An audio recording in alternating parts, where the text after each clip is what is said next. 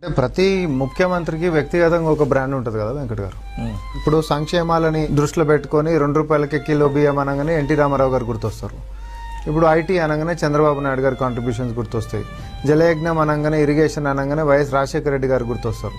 Same అట్లనే young India అనగానే గౌరవనీయులు ముఖ్యమంత్రి వారు రేవంత్ రెడ్డి గారు గుర్తొచ్చేటట్టుగా ఈరోజు తెలంగాణ మొత్తం కూడా విద్య, ఉపాధి, ఉద్యోగాలని లేకపోతే వైద్యం కలుపుకొని ఈరోజు ఆయన వ్యూహాత్మకంగా భవిష్యత్తుని దృష్టిలో పెట్టుకొని తీసుకొని పోతున్నటువంటి దాంట్లో ఈరోజు యంగ్ ఇండియా అనేటటువంటి బ్రాండ్ మేము క్రియేట్ చేసుకున్నాం. ఎందుకు అనంటే విద్యతోటే మొదలవుతుంది ఏ విషయమైనా. ముఖ్యమంత్రి గారి బ్రాండే కాదు, ఇక కాంగ్రెస్ పార్టీ బ్రాండ్ కోసం ఈ దేశమే మా బ్రాండ్, ఈ దేశం అభివృద్ధి మా బ్రాండ్.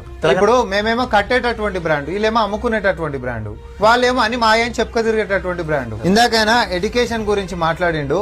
నేను అధికారికంగా unified district information system for education, ఇది కేంద్రం దాని కింద ఉంటున్నటువంటి పార్లమెంట్ లో అడిగినటువంటి ప్రశ్నకు వాళ్ళు ఇచ్చినటువంటి జవాబులలో ఉంది సార్. అలా మధ్యప్రదేశ్ తీసుకున్నా, ఉత్తరప్రదేశ్ తీసుకున్నా 25,000 26,000 పాఠశాలలు బంద్ చేసారు. మధ్యప్రదేశ్ పోతే 22,000 పాఠశాలలు బంద్ చేశారు. వీళ్ళు మనకి ఈడికి వచ్చి తెలంగాణలో బయట దేశం మొత్తం ఏదో ఉద్ధరించిపోతున్నాడు మనకు సూక్తులు చెప్తారు. ఏదో కాగితాలు పట్టుకొచ్చి కాకని గురించి చెప్తే చోళల పువ్వులు పెట్టుకోనికే ఇక్కడ ఎవరు సిద్ధంగా లేరని చెప్తున్నా నేను.